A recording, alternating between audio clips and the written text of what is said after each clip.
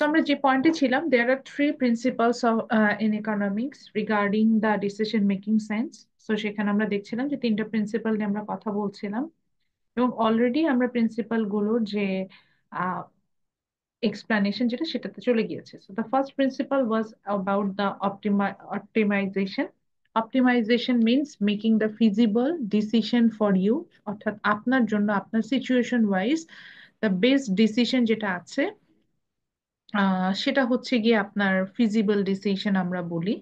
So সেই feasible decision নেওয়াটাকে আমরা বলি হচ্ছে গিয়ে অপটিমাইজেশন, যেটা সেটা তার আমরা হচ্ছে গিয়ে চলে যাচ্ছিলাম যে এটাকে আমরা কিভাবে হচ্ছে গিয়ে আপনার আহ ইয়া করতে পারি, যেটাকে বলা যায় যে একটা এক্সপ্লানেশনে যেতে যাই। সেখানে আমরা দেখছিলাম যে আমরা যখনই অপটিমাম ডিসিশন নিতে যাই, সেখানে আমরা কয়েকটা ব্যারিয়ার ফেস করে থাকি। যেমন আমাদের ব্যারিয়ার গুলো এরকম ছিল যে বাজেট কনস্ট্রেন্ট হয়, টাইম কনস্ট্রেন্ট টাইপের ব্যারিয়ার আসতে পারে, অথবা অ্যাভেলেবিলিটি অফ দ্য ইনফরমেশন। তো বাজেট কনস্ট্রেন্ট আমরা দেখছিলাম যে ফর এক্সাম্পল যে আমি যখন গ্রোসারি করতে চাচ্ছি, আমি দেখতে পাচ্ছি যে I have limited income, but আমার বাজেট অনেক বেশি বলতে বোঝাচ্ছে যে আমি ডিফারেন্ট ডিফারেন্ট প্রোডাক্ট হয়তো পারচেস করতে চাচ্ছি। তো এই যে লিমিটেড ইনকাম দিয়ে আমি ডিফারেন্ট প্রোডাক্ট পারচেস করতে চাচ্ছি, তখন কিন্তু আমাকে একটা ট্রেড অফ করতে হয়। ট্রেড অফ বলতে বোঝায় যে অনেকগুলো অপশন আছে, অপশন থেকে যেটা আমরা চুজ করি সেটাকে আমরা করা বলি হচ্ছে ট্রেড অফ, অর্থাৎ সবগুলোর মধ্যে একটা ট্রেড করা। যে আমি চালও কিনতে পারি, ডালও কিনতে পারি, আমি ভেজিটেবল কিনতে পারি, আমি ফ্রুটস কিনতে পারি, বাট আমি আই চুজ ফর ভেজিটেবল। তো এই যে বাকি এই যে অনেকগুলো অপশনের মধ্যে আমি একটা চুজ করলাম, দ্যাটস কল ট্রেড অফ। দেন আসে আমরা অনেক ক্ষেত্রে আমাদের অপটিমাম ডিসিশনটা অপরচুনিটি কস্ট রিলেটেড হয়। What is opportunity cost? Opportunity cost means আমরা যখন কোনো কিছু করছি, সেটা করার জন্য হোয়াট উই গিভ আপ, আমরা কি কি ছেড়ে দিই, এটাই বলছি বেস্ট অল্টারনেটিভ ফর গুড। আমরা যেটা গিভ আপ করি, that's call the opportunity cost. And আমাদের ডে টু ডে লাইফে আমরা প্রত্যেকটা কাজ আমাদের সাবকনসিয়াস মাইন্ডে আমরা কিন্তু অপরচুনিটি কস্ট ক্যালকুলেশন করে করে থাকি। দ্যাটস আমি তখন যে এক্সাম্পলটা বলছিলাম যে আজকে আমার মনে হচ্ছিল যে আজকে আমি একটা ট্রেড অফ করি, যে আমি আজকে হলিডে কাটাবো, এরকম ভাবছিলাম মনে মনে যে আপনাদের ক্লাসটা আমি মেকআপ দিব। দেন আমি দেখলাম যে কোনো দিনই এরপরে যতগুলো উইকডে আছে, ফার্স্ট অফ অল আপনাদেরও এমবিএ ক্লাস আছে, প্লাস আমার নিজেরই কোনো দিন এই 2-2.5 ঘন্টা টানা সময় নাই যে যেই সময় আমি আপনাদের সাথে একটা ক্লাস নিতে পারবো। তো তখন দেখলাম যে একটা ক্লাস আমি আজকে হলিডে কাটালে আমি যে বেনিফিটটা পাবো, আমি যে মেন্টাল স্যাটিসফ্যাকশন পাবো, লেটস সে এটার ভ্যালু হচ্ছে 100 টাকা। বাট আপনাদের ক্লাসটা না নিতে পারলে এটা অ্যাডজাস্টমেন্টের জন্য আমার যে অপরচুনিটি, মানে আমার যে কস্টিং, সেটার ভ্যালুটা ধরেন আমি যদি ক্লাস নিই, তাহলে সেখান থেকে আমি বেনিফিট পাবো লেটস সে 1000 টাকা। তাহলে আমি কোনটায় আমি সবচেয়ে বেশি বেনিফিট পাচ্ছি? ক্লাসটা হতো। সো আমি ক্লাস নিলাম, এবং ক্লাস নেওয়ার জন্য আমি কি গিভ আপ করলাম? আমি একটা হলিডে কাটানোটাকে গিভ আপ করলাম। তো দ্যাটস মাই অপরচুনিটি কস্ট। আমরা অপরচুনিটি কস্টে যেটা ভুল করি, সেটা হচ্ছে আমরা ভাবি যে যেটা করছি this is my opportunity cost, but না, উই আর রং।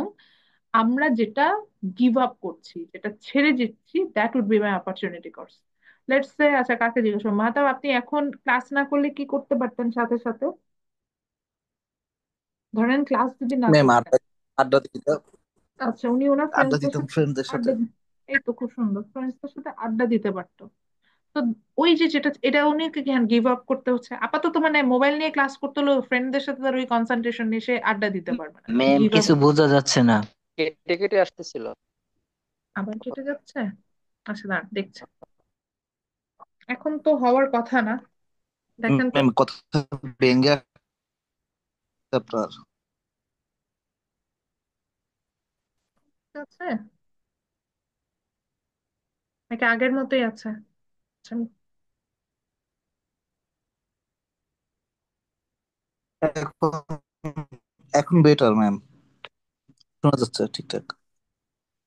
আমি কিন্তু একদম ওই যে হেডসেট টাইপের যে হেডফোন, ওইটা মানে মুখের কাছে একটা মাউথ পিস লাগানো, ওটা ধরে মানে ওরকম টাইপের হেডফোন দিয়ে কথা বলি, মানে ক্লাস নেই। আগে যেটা করতাম, একটা ওই যে একটা স্পিকারই লাগানো ছিল, ওইটা দিলে ওটাতে খসখস শব্দ হয়, এই জন্য ওটা করি না। ঠিক আছে। সো মাহতাব যেটা বললো যে উনি এখন ক্লাস করার জন্য উনি যেটা করছে গিভ আপ, মানে ওনার দুটো অপশন ছিল যে আইদার সে এখন ক্লাস অ্যাটেন্ড করতে পারে, অথবা ফ্রেন্ডসদের সাথে একটা আড্ডা দিতে পারে। তো এই যে ফ্রেন্ডসদের গ্যাদারিংটা সে ছেড়ে ক্লাস করছে, that is his opportunity cost. এভাবে দেখেন আমাদের সবারই কিন্তু এখন ক্লাসের ব্যতীত আমরা বেশ কিছু কাজ করতে পারতাম। সো যেই যে যেটা ছেড়ে দিচ্ছি আমরা, এটাই হচ্ছে আমাদের অপরচুনিটি কস্ট। এখন খেয়াল করে দেখবেন আমরা কিন্তু এটা ছেড়ে দিচ্ছি বিকজ ওই কাজটা করলে আমার ম্যাম যে কথা ভেঙে আসতেছে আবার ম্যাম, কথা মুসা শোনা যাচ্ছে না ম্যাম, মুসা এর ভেঙে বাহিরে আসতেছে। আসলে, আচ্ছা দাঁড়ান তাহলে মোবাইল ডেটাতে ট্রান্সফার করি।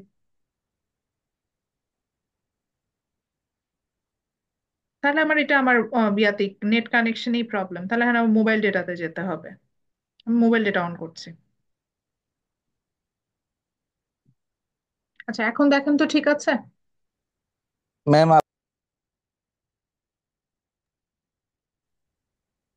আগের থেকে কি বেটার? আমার ইন্টারনেট কানেকশনই খুব প্রবলেম করছে, আমি মোবাইল ডেটাতে সুইচ করলাম। Is it better than before? হ্যাঁ, yes ma'am. Yes, ma'am. Better. মানে আগেরটা খুবই খারাপ, মানে আগেরটা খারাপ না, মানে আগে ছিলাম হচ্ছে ব্রডব্যান্ডে, এখন মোবাইল ডেটাতে আছে। এর বাইরে অপশন দুটোই জি ওপেন ম্যাম, করে রেখেছি এখন। ক্লিয়ার আছে ম্যাম। ম্যাম ওটাতে এখন যাই। ঠিক আছে ম্যাম। Thank you. আচ্ছা, তো যেটা বলছিলাম যে আমাদের কিন্তু প্রত্যেকটারই একটা করে মানে আমাদের একটা ক্যালকুলেশন থাকে যে এটা থেকে আমি কতটুকু বেনিফিট পাচ্ছি।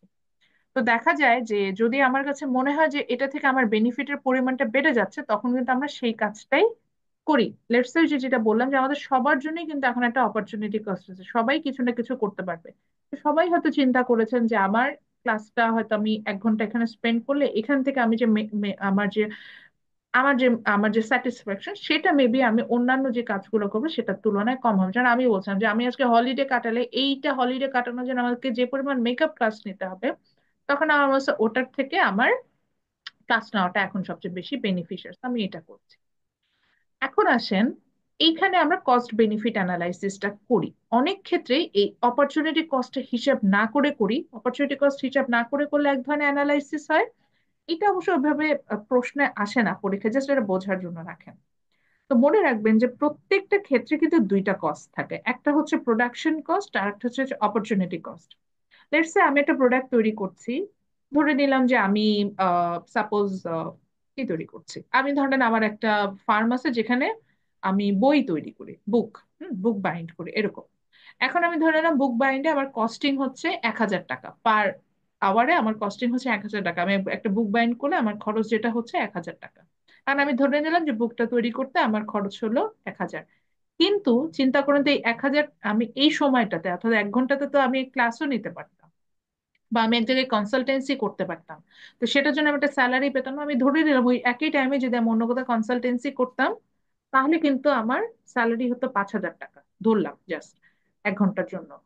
তো এই যে আমি যখন ওইটা বাদ দিয়ে আমি বুক বাইন্ডিং করছি, মানে ওই প্রোডাকশনে যাচ্ছি, তার মানে কি আমি 5,000 টাকার ওই ওই কনসালটেন্সি টাইমটা গিভ আপ করলাম না, ওই স্যালারিটা গিভ আপ করলাম না।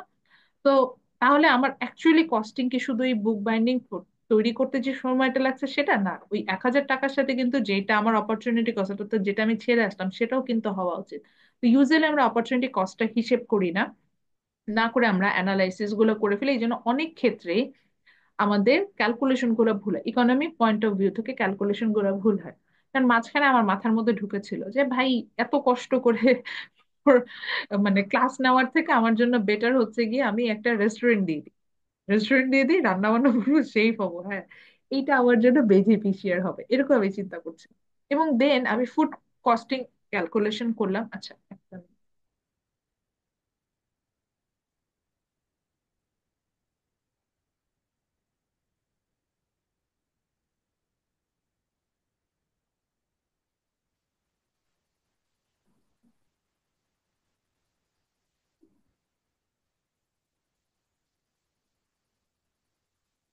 হ্যালো ম্যাম, শোনা যাচ্ছে না?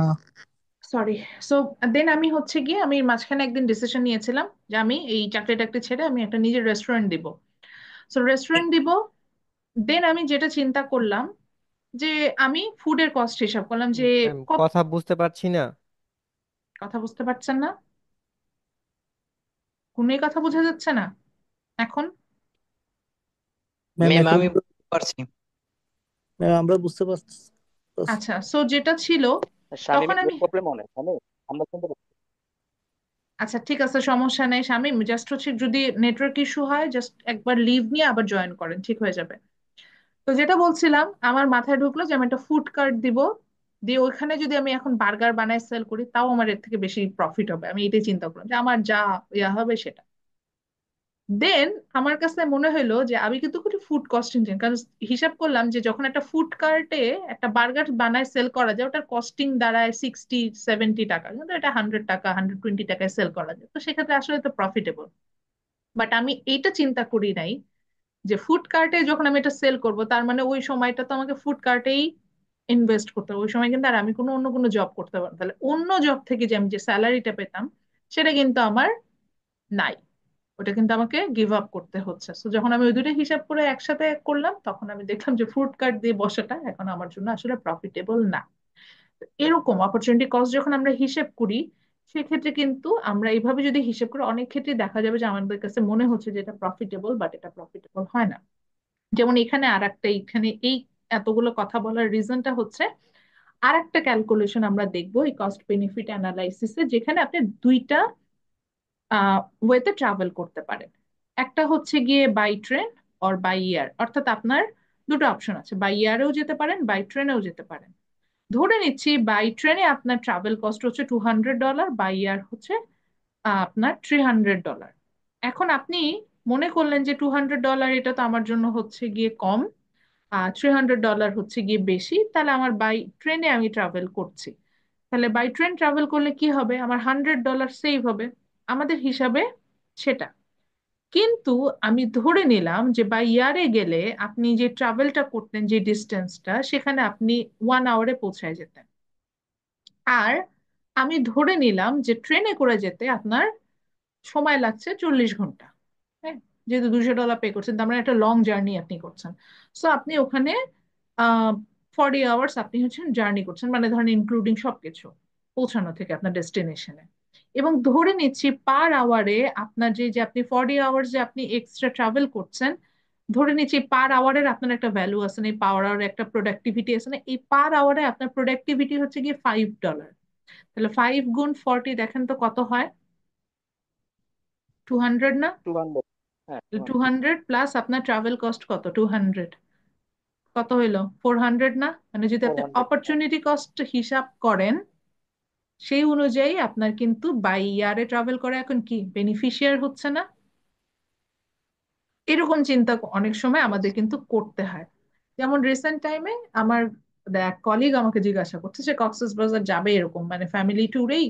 আমাকে বলছে যে আমি এরকম হচ্ছে, মানে দুটো অপশন আছে, তো ঢাকা থেকে বাই ট্রেনে যাবে, ট্রেনের কস্টিংটা আমাকে বললো, আর বাই এয়ারের কস্টিং আমাকে বললো। তা আমি তাকে বললাম যে স্যার আপনি হচ্ছেন বাই এয়ারে যান। সে আমার কথাটা আমার আমার কথাটা তার পছন্দ হয় না। তখন আমি তাকে ঠিক এই জিনিসটাই স্প্লিটেড করে বলেছি, যে আমি বলেছি যে আপনার যেহেতু টাইম কনস্ট্রেন্ট আছে, তার মানে আপনি কি হবেন, আপনি রাতের ট্রেনে জার্নি শুরু করবেন, রাতের ট্রেনে জার্নি করে আপনি ভোর রাতে যায় আপনি ধরেন 10 ঘন্টা ট্রেন জার্নি করে পৌঁছাইলেন কোথায়, সকাল 8টায়। তখনই তো হোটেলে চেক ইন করতে পারবেন না। আপনি চেক ইন করতে পারবেন ধরলাম লেটস সে আরো 3 ঘন্টা পরে 11টার সময়। তাহলে আপনি 12 ঘন্টা জার্নি করতেছেন, পার আওয়ারের একটা ধকল আছে না, মানে একটা কস্টিং আছে না, ধকল আছে না আপনার, প্লাস হচ্ছে আপনার তো সময়েরও একটা মূল্য আছে। আপনি 11 ঘন্টা জার্নি করে যখন কক্সবাজার পৌঁছাইলেন, দেন আপনি যে পরিমাণ টায়ার্ড হয়ে যান, আপনি তো সি মানে সমুদ্র এনজয় করতে পারবেন না। দেন আবার পরের দিন আবার এরকম 11 ঘন্টা জার্নি করে আপনি যখন ব্যাক করেছেন, পরের দিন তো আপনার অফিসেও আপনার 100% প্রোডাক্টিভিটি থাকবে না। এখন আসলে আপনি যদি আপনি ইয়ারে যেতেন, আপনার প্লেন ফেয়ার পড়তো 7,000 টাকা, আর ট্রেনে পড়তেছে 2,000 টাকা। কিন্তু এই 7,000 টাকা প্লেন ফেয়ার পড়লেও আপনি এই ধরেন আপনার হোটেলে চেক ইন হচ্ছে দুপুর 12টায়, আপনি 11টা ট্রেনে উঠলেন, আপনি প্লেনে উঠলেন সরি, 12টা যে নেমে গেলেন, নেমে ওই এয়ারপোর্ট ড্রপ পিক থাকে, সো এয়ারপোর্ট থেকে আপনাকে হোটেলে নামাই দিবে, আপনি সুন্দর মতো হোটেলে চলে গেলেন, যে একদম এক্সস্টেড, কাছে আপনি একটু আগে জার্নি স্টার্ট করেছেন, সুন্দর মতো হোটেলে চেক ইন করে চলে গেলেন সমুদ্র এনজয় করতে। আপনার কতটা টাইম সেভই হলো, আপনি টাইমও সেভ করতে পারলেন, আপনি আপনি যে পারপাসে যাচ্ছেন সেটা তখন, মানে এই যে এইভাবে, অর্থাৎ আমরা সাধারণত কস্টিংটা ক্যালকুলেশন করি কি জাস্ট কস্ট যেটা, এই জন্য এটাকে বলে কস্ট বেনিফিট অ্যানালাইসিস, আমরা কস্টটা দিয়ে চিন্তা করি। কিন্তু এইটার পিছে যে অপরচুনিটি কস্ট, সেইটার বেনিফিট, এইটা অ্যানালাইসিস করলেও কিন্তু অনেক ক্ষেত্রে আমাদের ডিসিশনে কিছুটা চেঞ্জেস আসে। আচ্ছা, আমার কথা এখন কিছুটা বাফার করতে পারে, কারণ আমার নেটওয়ার্ক ফ্ল্যাকচুয়েট করছে, আমাকে দেখাচ্ছে। তো এইভাবে আমরা সাধারণত হিসেব করব, অর্থাৎ অপটিমাম ডিসিশন নেওয়ার ক্ষেত্রে আমরা যেমন বাজেট কনস্ট্রেন্ট চিন্তা করব, আমরা যেমন টাইম কনস্ট্রেন্ট চিন্তা করব, ইনফরমেশন, তেমনি এই কস্ট বেনিফিট অ্যানালাইসিস গুলো আমরা হিসেবে আসবো। Then the second principle is equilibrium. Equilibrium বলতে বোঝায় balancing. Balancing regarding what? Balancing regarding demand and supply. অর্থাৎ আপনি ঠিক যতটুকু ডিমান্ড করছেন ততটুকু সাপ্লাই থাকবে, এটাকে বলে ইকুইলিব্রিয়াম।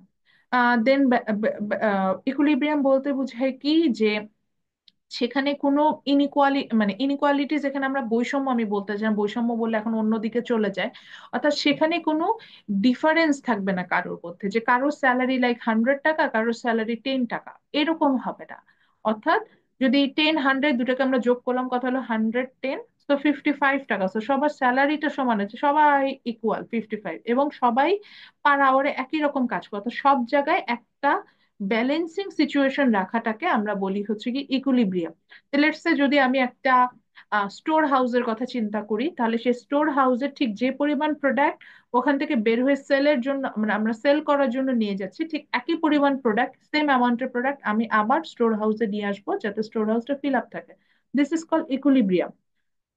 আর ইকোনমিক্স এর ভাষায় এগুলো সবই ইকুইলিব্রিয়াম বিভিন্ন সিচুয়েশন। আর ইকোনমিক্স এর ভাষায় ইকুইলিব্রিয়াম বলতে বোঝায় যেখানে demand will be just equal supply. মার্কেটে যদি সাপোজ 10টা আইফোনের ডিমান্ড থাকে, মার্কেটে ঠিক 10টা আইফোনই সাপ্লাই থাকবে। যেমন এখানে দুটো ছবি দেখিয়েছে, যেখানে আমরা দেখতে পাচ্ছি কলাম 1-এ একজন পার্সন আছে, বাট কলাম 4-এ অনেকগুলো পার্সন দাঁড়িয়ে আছে, আবার মাঝখানে দুটো কলামে হালকা অল্প কিছু মানুষজন। এটাকে আমরা ইকুইলিব্রিয়াম বলতে পারবো না। So this is in equilibrium situation or out of equilibrium situation, but in the right left side figure আমরা সেখানে দেখতে পাচ্ছি, in left side picture there is a balancing between all of them, সবাই কিন্তু এখানে প্রত্যেকটা কলামে ইকুয়াল পার্সন আমরা হচ্ছে গিয়ে এখানে অ্যাড আছে। So this is an example of equilibrium. তো ইকুইলিব্রিয়াম হচ্ছে গিয়ে যেটা হয় যে আমরা যখন ইকুইলিব্রিয়াম আমরা যখন ইয়েটা করতে চাই, এখানে আমরা একটু ডেফিনেশনটা পড়ি, দেন আমরা এখানে আসছি। তো বলছে equilibrium is the special situation in which everyone is optimising. That means in equilibrium, everyone taking his best possible, মানে best possible decision for himself. So এটাই বলছে যে in which everyone is optimising, so nobody will would benefit personally by changing his or her own behavior. অর্থাৎ ইকুইলিব্রিয়ামে এমন situation হবে যে যেখানে কিন্তু সবার নিজের নিজের পার্সোনাল জায়গা থেকে অপটিমাইজেশন আছে, অর্থাৎ সে তার মতো করে বেনিফিটেড হচ্ছে, কিন্তু তার ওই ডিসিশনের কারণে অন্যরা কিন্তু খুব এফেক্টেড হচ্ছে না। এটাই বোঝাতে চাচ্ছে। তো যখন আমরা দেখতে পাচ্ছি এই সিরিয়াল করতে আমরা ইকুয়ালি, তখন সবাইকে কিন্তু সমান পরিমাণ টাইম ওয়েট করতে হচ্ছে টু এন্টার দ্য কাউন্টার। তো এখানে কিন্তু কারোরই ক্ষতি হচ্ছে, কিন্তু সবারই টার্গেট কি যে পে করে এখান থেকে বের হয়ে যাচ্ছে, তো তার সবারই কিন্তু পেমেন্টটা ইকুয়ালি হচ্ছে। কিন্তু এখানে যদি আমরা এভাবে না করে ইমব্যালেন্স ক্রিয়েট করি, সেই ক্ষেত্রে কিন্তু আমার কারোর ওয়েটিং টাইম একদমই জিরো হবে, কারোর ওয়েটিং টাইম অনেক বেশি হবে। দেন বলছে যে ইকুইলিব্রিয়াম ক্ষেত্রে আমরা সাধারণত ইকুইলিব্রিয়ামের কতগুলো রিয়েল লাইফ এক্সাম্পল এক্ষেত্রে বলতে পারি। Price of the product in competitive market, অর্থাৎ আমরা যে মার্কেট গুলো দেখি যেখানে অনেক বেশি সেলার থেকে অনেক বেশি বায়ার থাকে, যেমন বাংলাদেশের বেশি যদি বলি rice market, fruits market, vegetable market, যেখানে অনেক বেশি বায়ার এবং অনেক বেশি সেলার আছে, এই ধরনের মার্কেটে কিন্তু আমরা প্রাইস যখন ডিসাইড করি, সেই প্রাইসিংটা কিন্তু ইকুইলিব্রিয়ামের উপরে বেসিস করা হয়, যে কতটুকু ডিমান্ড করছে সেই অনুযায়ী ততটুকু সাপ্লাই হবে, এবং ডিমান্ড অনুযায়ী সাপ্লাই থেকে আমরা প্রাইসটা বের করি। তারপরে determination of real wage. Wage বলতে আমরা বুঝি the salary we are getting, but real wage বলতে বোঝায় using that salary how much product we can purchase, more specifically when the wage actually adjusted with the inflation rate, মূল্যস্ফীতি যেটাকে আমরা বলছিলাম, মূল্যস্ফীতির সাথে অ্যাডজাস্ট করে যখন আমরা আমাদের ওয়েজটা চিন্তা করি, সেটাকে আমরা বলি হচ্ছে কি রিয়েল ওয়েজ। রিয়েল ওয়ার্ডটা আসা মানে বুঝবেন যে ইনফ্লেশনের সাথে অ্যাডজাস্ট হবে। লেটস আমি ধরে নিলাম যে সাপোজ রাসেল, ওনার স্যালারি হচ্ছে, জাস্ট একটা অ্যাজাম্পশন ধরছি যে রাসেলের মান্থলি স্যালারি হচ্ছে 25,000 টাকা। এখন এটা হচ্ছে ওনার অ্যাকচুয়াল ওয়েজ, এটা যখন আমরা বলবো। বাট রিয়েল ওয়েজ কি এই 25,000 টাকা দিয়ে সে অ্যাকচুয়ালি বাংলাদেশের মার্কেটে এখন কি কি প্রোডাক্ট পারচেস করতে পারবে, সেটা হচ্ছে ওনার রিয়েল ওয়েজ। তো দেখা গেল যে 25,000 টাকা দিয়ে উনি 22,000 বা না 20,000 টাকার সমান প্রোডাক্ট সে পারচেস করতে পারছে সব মিলে ইনফ্লেশন অ্যাডজাস্ট করে। তো ওনার রিয়েল ওয়েজটা কিন্তু হচ্ছে গিয়ে আপনার ওনার রিয়েল ওয়েজটা হচ্ছে গিয়ে আপনার 20,000 টাকা। So, এই যে যখন আমরা রিয়েল ওয়েজ ডিটারমিনেশন করছি সেক্ষেত্রে আমরা ইকুইলিব্রিয়ামটাকে কিন্তু আহ আমরা এখানে রেফার করি। অর্থাৎ ইকুইলিব্রিয়ামটা কি, যে এই ক্ষেত্রে রাসেল রাসেল ফিজিবল ডিসিশন নেবে যে সেই চাকরিটা করবে কিনা, এই স্যালারিতে সে জব করবে কিনা, এটা ওর জন্য ফিজিবল ডিসিশন। এবং সেই ফিজিবল ডিসিশনে আমরা তাকে যে অ্যাকচুয়াল স্যালারিটা অফার করছি that is is real wage. একইভাবে রিয়েল ইন্টারেস্ট রেট কি আমরা ধরে নিচ্ছি যে লেটস সে এখন ব্যাংকের ইন্টারেস্ট রেট কত, ডিপোজিটের ক্ষেত্রে ইন্টারেস্ট রেটটা হচ্ছে 5 to 7%, বাট বাংলাদেশে ইনফ্লেশন রেট হচ্ছে গিয়ে আপনার মোর দেন 10%। মানে টাকার ডিভ্যালুয়েশন হচ্ছে 10%-এর উপরে। আমি ব্যাংকে টাকা রাখলে ইন্টারেস্ট পাচ্ছি হচ্ছে গিয়ে 5%, তাহলে কি আমার টাকার ভ্যালু বাড়ছে না কমছে? আরো কমছে না? অবশ্যই কমছে। ব্যাংকে টাকা ফেলে রাখা লস না বলেন? কারণ ইনফ্লেশন যেখানে আমার 10%, আমার ইন্টারেস্ট রেট 5%।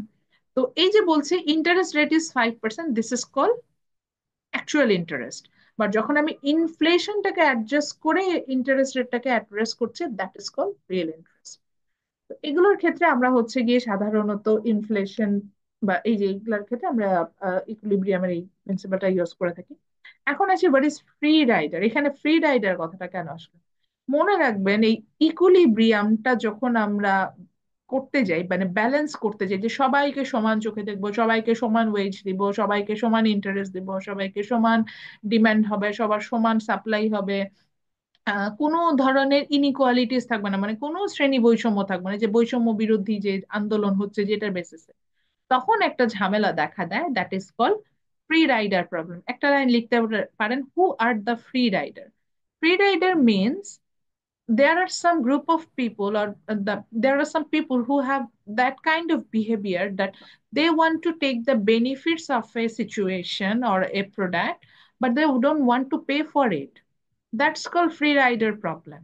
আপনি একটা প্রোডাক্টের বেনিফিট নিতে চাচ্ছেন, একটা সিচুয়েশনে বেনিফিট নিতে চাচ্ছেন, কিন্তু সেখানে আপনি কোনো পেমেন্ট করতে চাচ্ছেন না, তখন এই টেন্ডেন্সিটাকে আমরা বলে থাকি বা এই সিচুয়েশনটাকে আমরা বলে থাকি ফ্রি রাইডার প্রবলেম।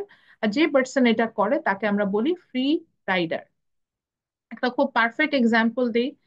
আমি দেখবেন যে আপনাদের প্রেজেন্টেশন যখন দিব, আপনারা বলবেন madam group presentation then, but আমি গ্রুপ প্রেজেন্টেশন দিব না। এবং এই কথাটাই বলবো, বলবো যে গ্রুপ প্রেজেন্টেশন দিলেই ফ্রি রাইডার প্রবলেম অ্যারাইজ হবে, আমি সেটা চাই না।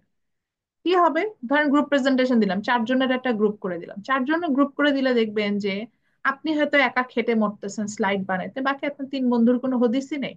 প্রেজেন্টেশনের দিন দেখবেন আপনার আগে তারা সুটেড বুটেড হয়ে চলে আসছে অফিসে, মানে ইউনিভার্সিটিতে প্রেজেন্টেশন দিতে। হয় না এই ঘটনা? এখন আপনি কি করবেন? আপনার না বলার কোনো উপায় নাই, কারণ এটা গ্রুপ প্রেজেন্টেশন ছিল, সবার সমান রাইট। সো ওরা কোনো কিছু না করে আপনি যে স্লাইড বানিয়েছেন সেটা দেখে দেখে প্রেজেন্টেশন দিয়ে দিল। তাহলে উইদাউট ডুইং এনিথিং আপনার প্রেজেন্টেশন স্লাইড থেকে তারা কি বেনিফিট পেলো না? তো এটাকে আমরা বলি ফ্রি রাইডার প্রবলেম। এখন আসেন, আপনি বললেন ম্যাডাম এটা তো ইন্ডিভিজুয়াল পয়েন্ট অফ ভিউ, এটা মনে হয় কম হয়, একটু রিয়েল লাইফে দেখান না, আশেপাশে কোথাও হয়? প্রচুর হয়। এবং বাংলাদেশের ফ্রি রাইডার প্রবলেমটা এত বেশি, এই কারণে দেখা যায় বাংলাদেশে পাবলিক প্রপার্টি গুলো খুব দ্রুত ডিস্ট্রয় হয়ে যায়। লেটস সে বাংলাদেশের রেলওয়েতে সবচেয়ে বেশি যে প্রবলেমটা ওরা ফেস করে that is free rider problem. Bangladesh রেলওয়েতে কি, এটা সরকারি সম্পত্তি, মানে পাবলিক গুড যেটাকে আমরা বলছি। তো পাবলিক গুডটা হচ্ছে non excludable and non rival in consumption, অর্থাৎ আপনি চাইলেও কাউকে ওটাকে এক্সক্লুড করতে পারেন যে না তুমি এটা কনজিউম করতে পারবে না। আবার নন রাইভাল ইন কনজাম্পশন অর্থাৎ কেউ আপনার এখানে প্রতিদ্বন্দ্বী না, কাউকে আপনি আপনার প্রতিদ্বন্দ্বী ভাবতে পারবেন না। তো ধরেন আমরা ট্রেনে উঠে কি করি, ধরেন আমি যাব হচ্ছে গিয়ে রাজশাহী, আমি রাজশাহী পর্যন্ত কোনোদিনও টিকিট কাটে না মানুষ। মানুষজন টিকিট কাটে কতটুকু পর্যন্ত? টাঙ্গাইল, টাঙ্গাইলও না, জয়দেবপুর পর্যন্ত, কারণ জয়দেবপুরেই পর্যন্তই টিকিট চেকার আসে, তারপর আর আসে না। তো জয়দেবপুর, আচ্ছা খুব বেশি হলে মির্জাপুর পর্যন্ত টিকিট কেটে বসে থাকে, কিন্তু আসলে চলে যাচ্ছে রাজশাহী। তো ট্রেন তো তাকে নিয়ে যাচ্ছে রাজশাহী পর্যন্ত, কিন্তু সে টিকিট কাটলো অর্ধেক। তাহলে কি এটা লস না? কিন্তু এটা ধরার কোনো উপায় নেই, কারণ এমন একটা প্রোডাক্ট যেখানে পে না করে আপনি চাইলে এটার বেনিফিট নিতে পারেন, সেই সুযোগটা দেওয়া হচ্ছে।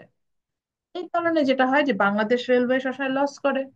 বাংলাদেশ রেলওয়ে দেখবেন যে ট্রেন গুলো যখন নতুন নিয়ে আসে, সাথে সাথে কিছুদিন পরে দেখবেন যে ট্রেন গুলো খুব নষ্ট হয়ে যায়, মানুষজন খুব মিস ইউজ করে, ওভার ইউজ হয়, এবং এই এই ক্ষেত্রে যেটা হয় যে প্রোডাক্ট গুলো অনেক বেশি ওভার ইউজও হয়। সো ফ্রি রাইডার প্রবলেম হলে যেটা হয় যে প্রোডাক্ট ইকুইলিব্রিয়ামে আনাটা খুবই সমস্যা, মানে ইকুইলিব্রিয়ামটা আনতে গেলে ফ্রি রাইডার প্রবলেমটা অ্যারাইজ হয়, এবং সেক্ষেত্রে প্রোডাক্টটা খুব দ্রুত ডিস্ট্রয় হয়ে যায়, এই প্রবলেমটা আমরা পাই। আপনি বলতে পারেন আচ্ছা ম্যাডাম, বাংলাদেশ রেলওয়ের কথা যখন বললেন, মেট্রো রেলে এখনো ফ্রি রাইডার প্রবলেম হয়নি, না। এই জন্য মেট্রো রেল দেখেন, মেট্রো রেল কি ইকুইলিব্রিয়াম রেখেছে না? অর্থাৎ মেট্রো রেলে কি সবার জন্য ফেয়ার সেম না?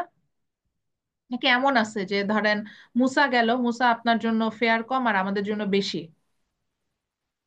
আমাদের সবার জন্য ওই মেট্রো রেলের ট্রেনের টিকিটের দাম সেম না? হ্যাঁ হ্যাঁ, সবার জন্য সেম।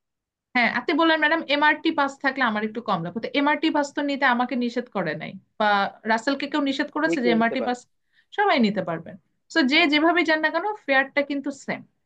এবার আসেন ফ্রি রাইডের প্রবলেম যাতে না হয়, এই ক্ষেত্রে যেটা ওরা করেছে, তাহলে এই যে সবার জন্য fair same, that is equilibrium, যে সবার জন্য সমান, সবার জন্য সমান মানে ইকুইলিব্রিয়াম। এখন আসেন, আমরা তো জানি ইকুইলিব্রিয়াম মেক শিওর করলেই সেখানে কিছু পিপল কি করবে, without paying they want to enjoy the benefits of the product, এরকম একটা সিচুয়েশনে তারা আসতে চাবে। তাহলে এটা অ্যাভয়েড করতে হবে। এটা অ্যাভয়েড করার জন্য কি করলো, সুন্দর মতো একটা সিচুয়েশন করলো। এই ক্ষেত্রে আমরা যেটা করতে পারি, এই মেট্রো রেলের মতো রুলস এন্ড রেগুলেশন খুব স্ট্রিক্ট করা যেতে পারে। রুলস এন্ড রেগুলেশন খুব স্ট্রিক্ট হলে এই ধরনের প্রোডাক্টের ক্ষেত্রে ফ্রি রাইডার প্রবলেম গুলো অ্যারাইজ হয় না।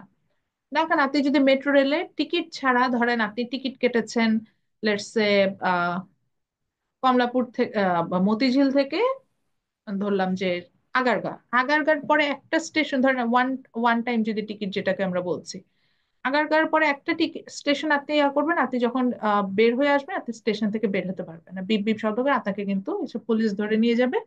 নিয়ে আপনার একটা নির্দিষ্ট জরিমানা আছে যেটা অনেক বেশি ট্রেনের টিকিটের দামের, সেটা আপনাকে দিতে হবে। So, আপনার মাথায় আছে কিন্তু যে আমি অতিরিক্ত টাকা দিয়ে ভ্রমণ করলে, অতিরিক্ত ভ্রমণ করলে আমাকে অতিরিক্ত টাকা পে করতে হয়, আমি কিন্তু এখানে পার পাওয়ার কোনো সুযোগ নেই। এবং অপমান অপদস্থ হওয়ার তো বিষয়টা আছে। তো এরকম স্ট্রিক্ট হলে আবার ইকুইলিব্রিয়াম মেক শিওর করার সময় আমরা ফ্রি রাইডার প্রবলেম গুলো সলভ করতে হবে। এবং সবচেয়ে বড় জিনিস, 1 বছরের উপরে হয়ে গেছে মেট্রো রেল চলছে, এখন পর্যন্ত কিন্তু মেট্রো স্টেশন গুলো বেশ পরিষ্কার, বা ট্রেন গুলো এখন পর্যন্ত যথেষ্ট ভালো আছে, শুধুমাত্র এই রিজনে যে স্ট্রিক্ট।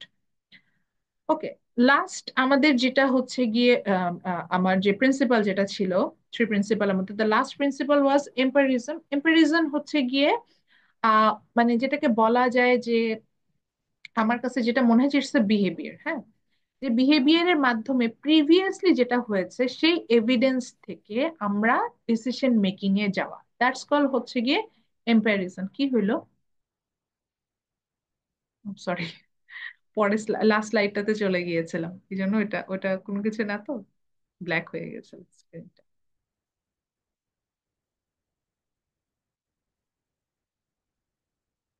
আবার শেয়ার করছি।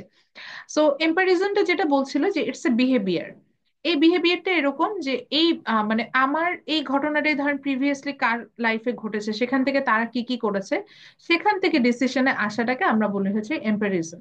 তো এখানে এটাই বলছে যে economist test their ideas with data, we can call such evidence based on analysis, empirical analysis or empiricism. ওই যে বলছি যে আমরা যে কোনো ডিসিশন মেকিং করার ক্ষেত্রে আর একটা বেস্ট ওয়ে হচ্ছে কি হোয়াট হ্যাপেন প্রিভিয়াস, সেটা নিয়ে কাজ করা। তো সেটা নিয়ে যখন আমরা কাজ করব তখন দেখা যাবে যে আমরা কিন্তু একটা ভালো ডিসিশনে আসতে পারি। এরকম যেমন আমি বলছিলাম এটার ক্লাসের শুরুতে আজকে যখন এই যে জাওয়াদকে দিয়ে এক্সাম্পল দিচ্ছিলাম যে ও গ্রামীণ ফোনে যখন সেলটা বাড়াতে চাইলো, ওদের সাথে কাজ করার সময় ও কিন্তু কিছু ডেটা নিল, এবং সেই ডেটা নিয়েও কিন্তু ফাইন্ড আউট করলো যে এইভাবে যদি আমি সেলটা করি, ওই ডেটা সেট সাপোর্ট করে যে আমার কনজিউমার বিহেভিয়ার হচ্ছে এরকম, এই টাইমে তাদের কনজাম্পশন সবচেয়ে কম, এবং এই সময় যদি আমি আনলিমিটেড ইন্টারনেটও দিই আমার কিছু করার নেই। সো দ্যাট আমার সেলও বাড়বে, কিন্তু আমার তেমন কোনো লস হবে না, আমি রেভিনিউ বাড়াতে পারবো। তো ওই সো এই দিস ইজ কল এম্পারিজম। এইটার আর একটা এক্সাম্পল দেই, গ্রামীণ ফোন বলতে বলতে ওদের আর একটা নতুন একটা প্যাকেজের কথা আমার মনে পড়লো, সেটা একটু বলি। সেই প্যাকেজটা এরকম ছিল, সেটা হচ্ছে কি আনলিমিটেড ইন্টারনেট। দেখবেন যে গ্রামীণ ফোনে কিন্তু একটা ক্যাম্পেইন চলতেছে আনলিমিটেড ইন্টারনেট। আমি তো দেখে খুশি খুশি মনে একবার ভাবলাম যে ঠিক আছে আনলিমিটেড ইন্টারনেট নিব। আনলিমিটেড ইন্টারনেটের ব্যান্ডউইথ দেখেছেন আপনারা কেউ? হ্যাঁ, আনলিমিটেড ইন্টারনেট এই ক্ষেত্রে ম্যাম একটু লিমিটেড থাকে ব্যান্ডউইথটা, প্রথমে একটু বেশি থাকে, লাস্টে লিমিট করে দেয়। হ্যাঁ, এবং ব্যান্ডউইথটা এরকম এরকম আছে, মনে হয় সর্বোচ্চ মনে হয় 10 MBps দেয়, তাও সেটার অনেক দাম। 10 MBps যেটা আছে ওটা আপনি আসলে নিলে ওটা থেকে আপনার নর্মাল প্যাকেজ নেওয়াই ভালো। তাও টেন এক্স্যাক্ট। এমবিপিএস মানে স্পিড যেটা, সেটা দিয়ে আসলে নর্মালি ব্রাউজ করতে পারেন না। আমি প্রথমে আনলিমিটেড ইন্টারনেট দেখে 10 MBps এর একটা প্যাকেজ নিয়েছি। মানে আমি এটা টেস্ট করার জন্য 3 days এর প্যাকেজে নিলাম, পরে দেখি, বিলিভ মি, আমি পরে ওই প্যাকেজ ক্যান্সেল করেছি। মানে আমি দেখি আমার ফোন এত স্লো হয়ে গেছে, মানে আপনাদের ইউনিভার্সিটি কিন্তু জিপি নেট ভালো, ভালো সার্ভিস দেয়। আমি দেখি আপনাদের ইউনিভার্সিটিতে ঢুকলে আমার কোনো নেটওয়ার্ক কভারেজ থাকে না, যে পাচ্ছে না। বিকজ পরে আমি বুঝলাম যে আরে ভাই, ও তো সর্বোচ্চ বলেছে 10 MBps ডেটা আমাকে দিবে, মানে পার সেকেন্ডে 10 MB হচ্ছে গিয়ে ও টানতে পারবে। তো এখন সেখানে তো মানে টাওয়ারের এই যে ফ্রিকোয়েন্সির উপর অনেক কিছু ডিপেন্ড করে, মোবাইল ডিভাইসের উপর অনেক কিছু ডিপেন্ড করে। সো যেটা হচ্ছে যে সেটা সর্বোচ্চ 10 MB। তো আমি মাঝে মধ্যে 2 MBps ও না, দেখা যায় যে কেবিপিএস অর্থাৎ কিলোবাইট পার সেকেন্ড এরকম আসা আমার শুরু হলো। তখন আমি বুঝলাম যে এদের পলিসিটা হচ্ছে এই জায়গাটাতে। ও বলছে আমাকে আনলিমিটেড, কিন্তু আমরা যখন 4G ইউজ করি, 4G তে ইউজুয়ালি পার মিনিটে, সরি পার সেকেন্ডে আমাদের লিমিট এটা 50 MBps এর উপরে থাকে। তো সেখানে আমাকে কমায় দিয়ে দিল 5। তো আমি তো আসলে ঠিক মতো নেটই ইউজ করতে পারবো, তো ওর প্রফিটটা তো ওখানেই হয়ে যাবে। তো আমি তো নেট ইউজ করতে পারছি না, মাঝখান দিয়ে ও হচ্ছে গিয়ে ওর মতো প্রফিট করে নিচ্ছে। তো ওই যে একই রকম, ওই যে পিপুল রেসপন্ড টু দ্য ইনসেন্টিভ, এসব বলে টলে দেখেন আমাদের হাত দিয়ে কিন্তু ধরাই দিল যে আমরা বড় বড় ইন্টারনেট প্যাকেজ গুলো নিয়ে নিলাম। এখন আসি, আমরা আর একটা নতুন টপিক দিয়ে শুরু করবো। আমি আর 10 মিনিটস ক্লাস নিব। আজকে ক্লাসে হচ্ছে বেসিকটা বুঝাবো, কারণ নেক্সট ক্লাসে আমরা এটার ইয়াটা হবে, ওটাকে যেটা বলে যে আমি ম্যাথটা করাবো। আমি যেটা আজকে বুঝলাম যে অনলাইন ক্লাসে আসলে ম্যাথস করানো যায় না, করাইলেও আসলে সেটা ভালো মতো বোঝানো যায় না, এটা সমস্যা। মানে ম্যাটেরিয়াল গুলোই এরকম। তো তো নেক্সট ক্লাসে আমি ম্যাথ গুলো করাবো। এটা ইকোনমিক অপটিমাইজেশন চ্যাপ্টারে আমি চলে গেলাম। তো এই চ্যাপ্টারে হচ্ছে কি আমরা মেইনলি অপটিমাম ডিসিশন নেওয়ার জন্য আমাদের যে কস্ট ক্যালকুলেশন করতে হয়, একটা প্রোডাকশনে যে কস্ট গুলো থাকে সেই কস্ট ক্যালকুলেশন গুলো করতে হয়, সেটা সম্পর্কে আমরা জানি। এটা মোস্ট প্রবাবলি আপনারা এগুলা পড়েও আসছেন। আমরা জাস্ট এখান থেকে, তো এটাকে আমি আলাদা করে টাইটেল দিয়ে সবসময় পড়ায় থাকি। তো এখানে আমরা আজকে হচ্ছে কি কস্ট গুলো, অর্থাৎ কি কি ধরনের কস্ট আছে সেগুলো বেসিক গুলো সম্পর্কে জানবো। সরি, সেগুলো সম্পর্কে জানবো। আফটার দ্যাট হচ্ছে গিয়ে আমরা চলে যাব ক্যালকুলেশন। আজকে কনসেপ্ট গুলো দিব। কনসেপ্ট গুলো আজকে হয়ে গেলে নেক্সট ক্লাসে আমরা ইনশাআল্লাহ যেটা হবে যে আমরা নেক্সট ক্লাসে ম্যাথ গুলো ইন পার্সন আমরা ক্লাসে একদম হ্যান্ডস অন প্র্যাকটিসের মাধ্যমে করব। তো প্রথমে আসি, যে টার্মটা আমরা একটু লিখবো সেটা হচ্ছে টোটাল রেভিনিউ। এটা স্লাইডে নাই, আমি আগে টোটাল রেভিনিউটা ইয়ে করছি। টোটাল রেভিনিউ একটু খাতা কষ্ট করে লেখেন। লেখেন total revenue means total sale of a farm or total sale of a company. একটা কোম্পানি যে টোটাল সেল থাকে সেটাকে সাধারণত আমরা টোটাল রেভিনিউ বলে থাকি। আবারও বলছি, একটা কোম্পানির যে টোটাল সেল থাকে সেটাকে সাধারণত আমরা টোটাল রেভিনিউ বলে থাকি। সো আমি একটা ফার্ম দেখলাম, যে ফার্মে আমি ধরে নিলাম সেই ফার্ম সেই ফার্ম মান্থলি 10,000 টাকার প্রোডাক্ট বিক্রি করছে, মানে সেল করছে। তখন আমি বলবো যে ওদের টোটাল রেভিনিউ, আমরা অনেক সময় রেভিনিউটাকে প্রফিট চিন্তা করে নেই, but revenue and profit they they are not the same thing, এই জন্য এটা ভেঙে ভেঙে বলছি। তো তখন আমি যেটা বুঝবো যে তাদের মান্থলি সেল হয়েছে, অর্থাৎ প্রোডাক্ট সেল করেছে হচ্ছে কি আপনার 10,000 টাকা, প্রফিট কিন্তু না, প্রফিট ডিফারেন্ট থিং, প্রফিটে আসবো। তাহলে আবার যাচ্ছি, টোটাল রেভিনিউ মিনস হচ্ছে total sale of a country, sorry total sale of a firm or country, বলছে এটা কান্ট্রির টোটাল সেলকে টোটাল রেভিনিউ বলে, এই জন্য total sale of a firm or organization or a company, সেটাকে আমরা বলছি টোটাল রেভিনিউ। এখানে যেমন ইনিশিয়াল দিয়ে দেখাচ্ছি, টোটাল রেভিনিউকে আমার ইনিশিয়াল দিয়ে দেখাতে হবে। তো টোটাল রেভিনিউকে আমরা যখন ইনিশিয়াল দিয়ে দেখাবো, ম্যাম কথা স্পষ্টভাবে বোঝা যায় নাই। আচ্ছা, আবার আসছে না, আমার নেটওয়ার্ক আনস্টেবল দেখেছি আমি। ম্যাম বুঝতে পারছি না ম্যাম। বাফার হচ্ছে তো, হ্যাঁ, বাফার এরপরে হয়তো হচ্ছে বা ঠিক আছে বাফার। দাঁড়ান। না শোনা যাচ্ছে না। ম্যাম হুম। আপনার কথা কিছু বোঝা কথা যাচ্ছিল না। শোনা যায় না। হ্যাঁ না, আমি এখন ম্যাম, কথা একটু রিভিউ বলছিলাম করেন, না। একটু শোনা যায় না তো হ্যাঁ, হ্যাঁ, কথাগুলো, হ্যাঁ, বাফার। আমি এতক্ষণ কথাই বলিনি, আমি যখন দেখেছি যে নেটওয়ার্ক ফল করেছে আমি চুপ করেছিলাম।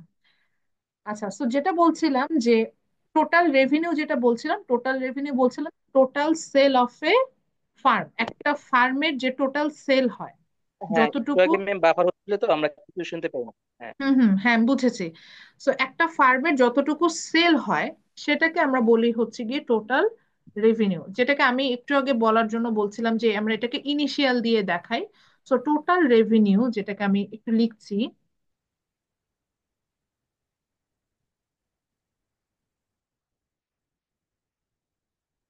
এটাকে আমরা টোটাল রেভিনিউ, যেটাকে আমরা বলছি টোটাল রেভিনিউকে আমরা ইউজুয়ালি ইনিশিয়াল দিয়ে যেটা দেখি, সেখানে সেখানে ম্যাম এটা হচ্ছে। কি হুম, বলেন।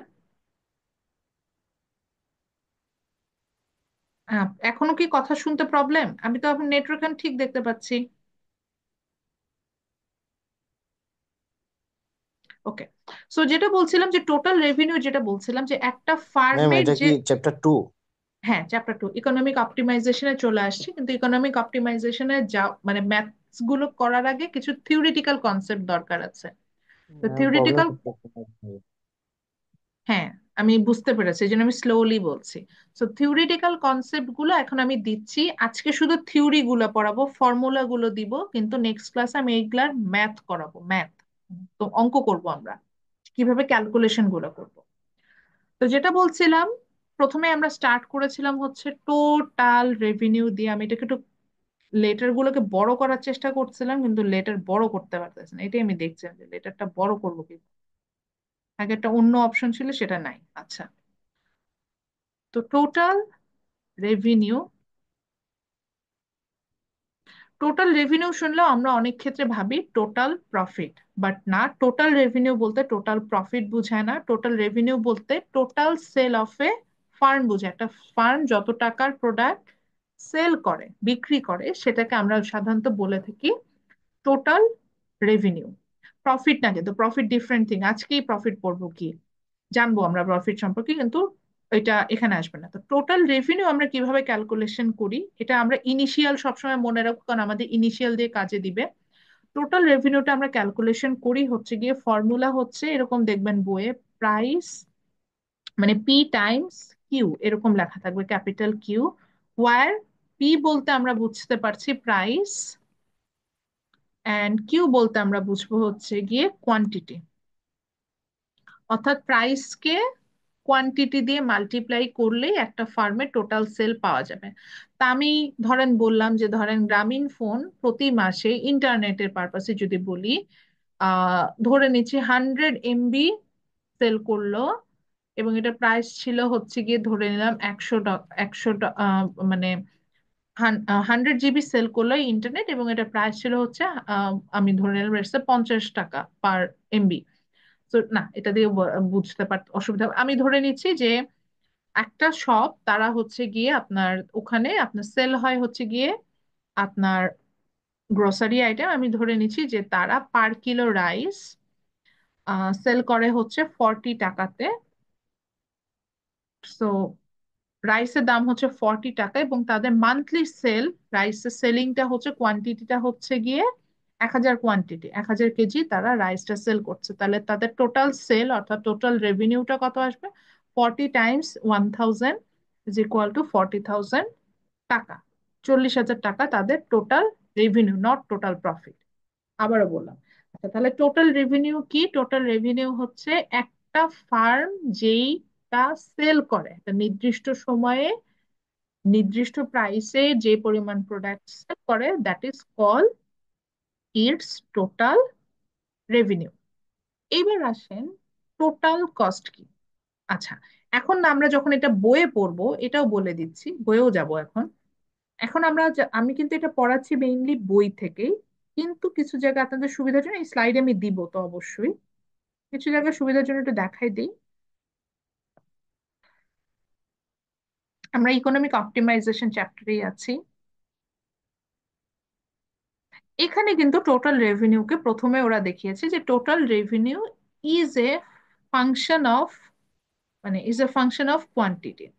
এখন এটা হচ্ছে গিয়ে আমরা যদি কোয়ান্টিটিকে প্রাইসের সাপেক্ষে ডিফারেন্সিয়েট করি, হ্যাঁ, বা কোয়ান্টিটি না বলে এখানে আউটপুটও বলতে পারি, আউটপুটকে যদি আমরা প্রাইসের সাপেক্ষে ডিফারেন্সিয়েট করি তাহলে আমরা টোটাল রেভিনিউ পাবো। আচ্ছা, ডিফারেন্সিয়েশন কি? ডিফারেন্সিয়েট ছোট ছোট অংশে ভাগ করা, তো ক্যালকুলাসে আমরা যেটা শিখে থাকি। তো ওটাই আমি বলছিলাম যে আমার মনে হয় না এই ক্লাসে ক্যালকুলাস কতজন পারেন, ডিফারেন্সিয়েশন কতজন পারেন, হ্যান্ড রেজ করেন তো। আমি ডিফারেন্সিয়েশন পারি, আপনারা যদি পারেন তাহলে আমি ওইভাবে করাবো, আর না হলে আমাকে ডিরেক্ট ফর্মুলা ধরে করাইতে হবে। ডিফারেন্সিয়েশন পারেন কেউ? সায়েন্সের না ছিলেন এই শামীম না সায়েন্সের, ইঞ্জিনিয়ারিং এর না স্টুডেন্ট আপনি? আপনার তো পারার কথা। আচ্ছা, তাহলে যদি সায়েন্স মানে যদি ক্যালকুলাস না পারেন সেক্ষেত্রে আসলে ক্যালকুলাস শিখে এসে এগুলা শেখানো এখন সম্ভব না। সেক্ষেত্রে আমি ডিরেক্ট ফর্মুলাতে যাবো, যে যেটা বলছেন যে প্রাইস টাইমস কোয়ান্টিটি। এখন আপনি বলতে পারেন যে ম্যাডাম আমি তাহলে ডেফিনেশন কি লিখবো, আপনি কি বুঝলেন, যেটা বুঝলেন সেটাই লিখবেন। ম্যাম আমি সায়েন্সের না। ও আচ্ছা, ঠিক আছে, সমস্যা নেই। কেউ কেউ আছেন সায়েন্সে, ইঞ্জিনিয়ারিং পড়ে আসছেন, ইঞ্জিনিয়ার এরকম কেউ আছেন? তাদের ক্যালকুলাস পারার কথা।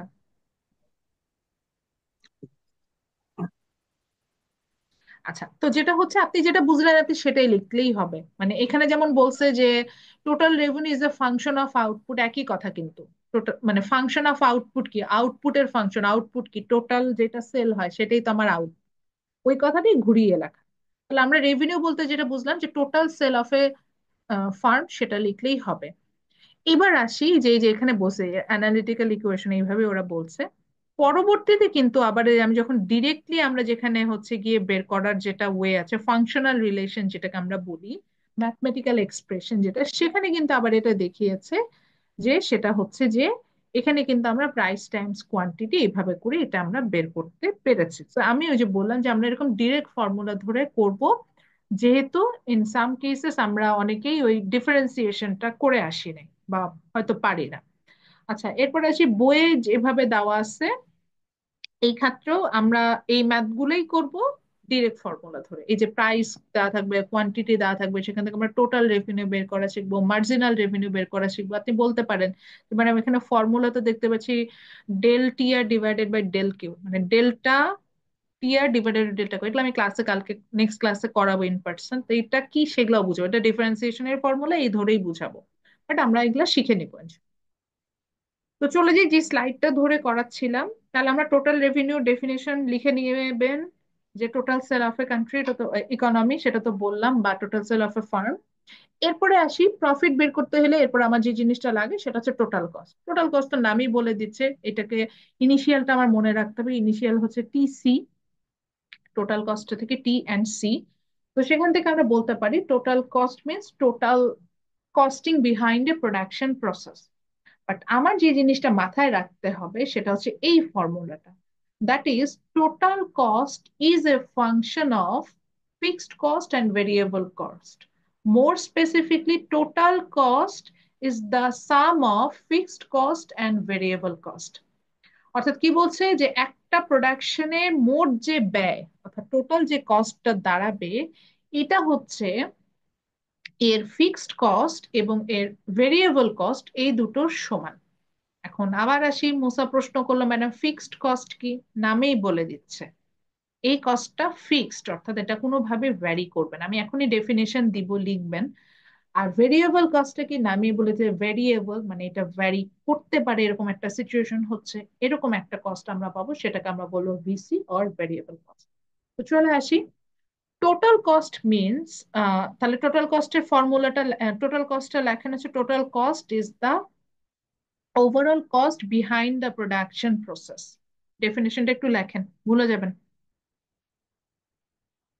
Total cost is the overall cost behind the production process. তারপরে লেখেন this is the sum of fixed cost and variable cost. Then এই ফর্মুলাটা লেখেন যে টিসি ইজ ইকুয়াল টু, যে আমি যেখানে আমার কার্সারটা নিয়ে যাচ্ছি, TC is equal to FC plus VC. আমি কথা ভালোভাবে বোঝা যাচ্ছে না। আচ্ছা, আমি লিখে দিচ্ছি, টোটাল কস্ট ডেফিনেশন আমি লিখে দিচ্ছি।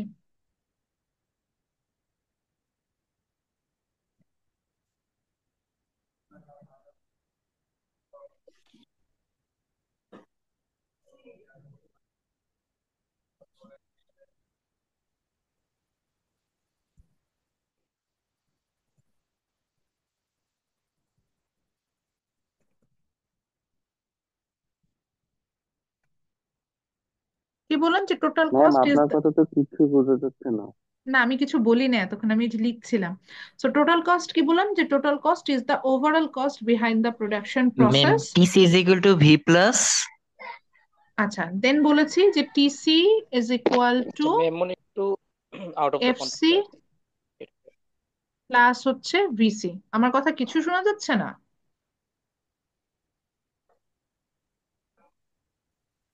মুসা, আমার কথা শুনতে পেয়েছেন?